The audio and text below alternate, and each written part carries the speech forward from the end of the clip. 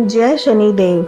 शनिदेव को ग्रहों का राजा कहा जाता है। भगवान भोलेनाथ ने इन्हें न्याय के देवता की उपाधि दी है। शनिदेव को बहुत जल्दी क्रोध आता है। इसी क्रोध की वजह से पिता सूर्य से इनकी नाराजगी बनी रहती है। इनके क्रोध से सभी बचने की कोशिश करते हैं, वरना व्यक्ति पर मुसीबतों का पहाड़ टूट पड़ता है। इन्हें प्रसन्न करने के लिए शनिवार व्रत रखा जाता है। शनिदेव व्रत कथा। एक बार सभी 9 ग्रहों सूर्य, चंद्र, मंगल, बुध, बृहस्पति, शुक्र, शनि, राहु और केतु में बहस हो गई, कौन सबसे बड़ा है।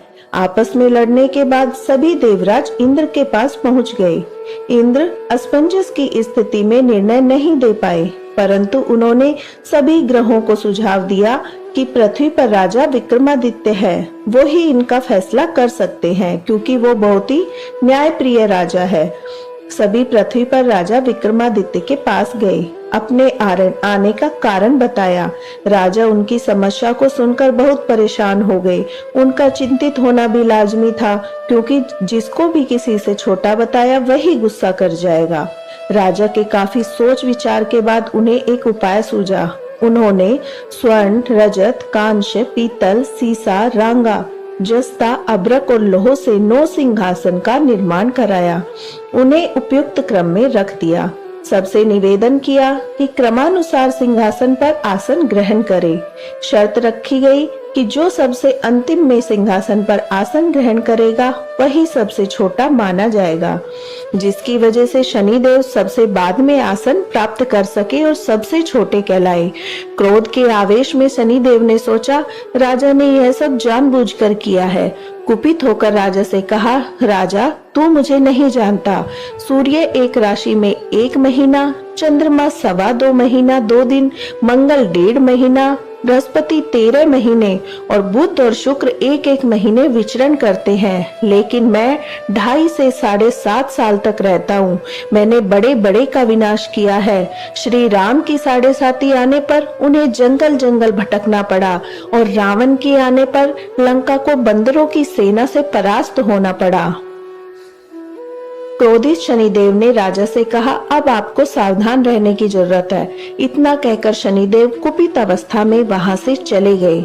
समय गुजरता गया। काल चक्र का पहिया घूमते हुए राजा की 7.5 आ ही गई। तब शनिदेव घोड़ों का सौदागर बनकर राजा के राज्य में गए। उनके साथ अच्छी नस्ल के बहुत सारे घोड़े थे।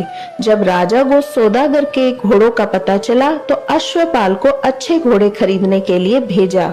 अश्वपाल ने कई अच्छे घोड़े खरीदे।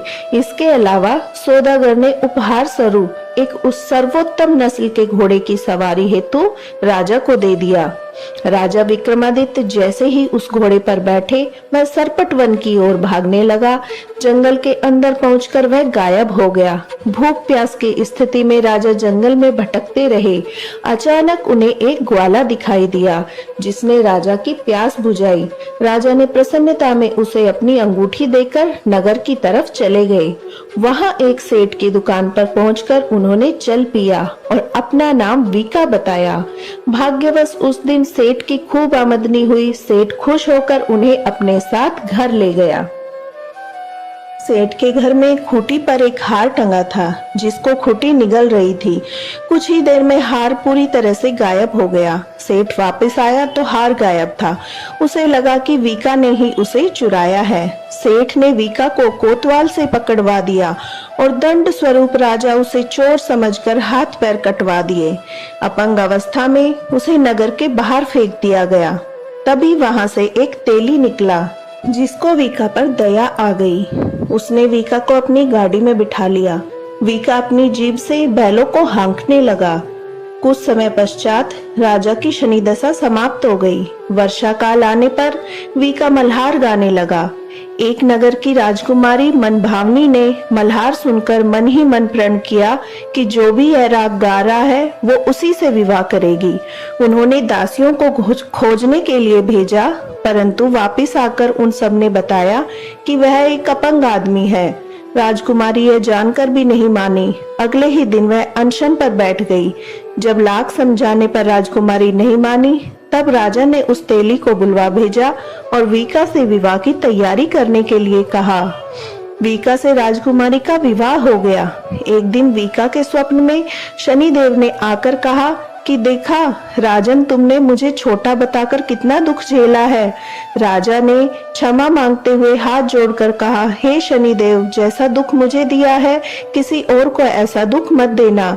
शनिदेव इस विनती को मान गए और कहा कि मेरे व्रत और कथा से तुम्हारे सारे कष्ट दूर हो जाएंगे। जो भी नित्य मेरा ध्यान करेगा, चींटियों को आटा डालेगा, उनकी मनोकामना पूर्ण हो जाएगी। शनिदेव ने राजा को हाथ पैर भी वापस दिए। दूसरे दिन जब सुबह राजकुमारी की आंखें खुली तो वह आश्चर्यचकित हो गई।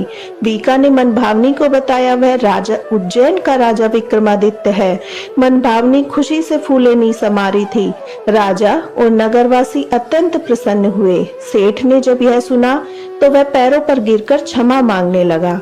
राजा ने कहा, यह सब शनि के कोप का प्रभाव था, इसमें किसी का कोई दोष नहीं है। सेठ ने निवेदन करते हुए कहा कि मुझे शांति तभी मिलेगी जब आप मेरे घर चलकर भोजन करेंगे। सेठ ने कई प्रकार के व्यंजनों से राजा का सत्कार किया।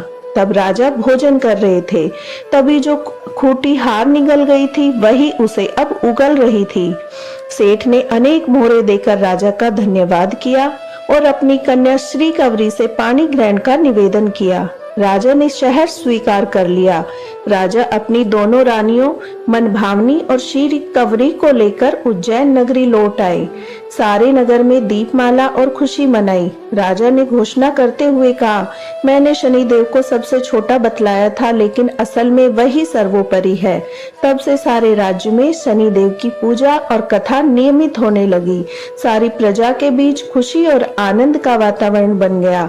शनिदेव के व्रत की कथा जो भी सुनता या पढ़ता है उसके सारे कष्ट दूर हो जाते हैं। शनिदेव आरती।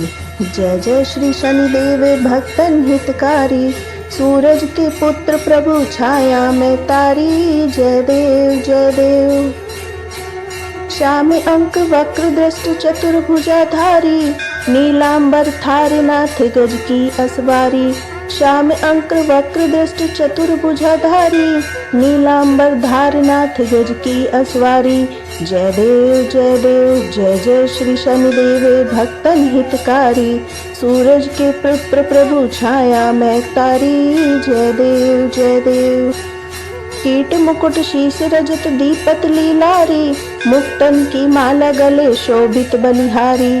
कीट मुकुट शीश रजत दीपत लीलारी, मुक्तन की माला गले शोभित बलिहारी। जय देव जय देव। जय जय श्री शनिदेव भक्तन हितकारी, सूरज के पुत्र प्रभु छाया में तारी। जय देव जय देव। मोदक मिष्ठान पान चढ़त है सुपारी, लोहा तिल तेल उड़द महिषी अति प्यारी। मोदक मिष्ठान पान चढ़त है सुपारी, लोहा तिल तेल उड़द महिषी अति प्यारी। जय देव जय देव। जय जय श्री शनिदेव भक्तन हितकारी, सूरज के पुत्र प्रभु छाया में तारी। जय देव जय देव। देव धनुज ऋषि मुनि सुमिरन नर नारी, विश्वनाथ धरत ध्यान शरण है तुम्हारी। देव धनुज ऋषि मुनि सुमिरन नर नारी, विश्वनाथ धरत ध्यान शरण है तुम्हारी। जय देव जय देव। जय जय श्री शनिदेव भक्तन हितकारी, सूरज के पुत्र प्रभु छाया में तारी। जय देव जय देव। बोलिए शनिदेव महाराज की जय। हनुमान जी की जय।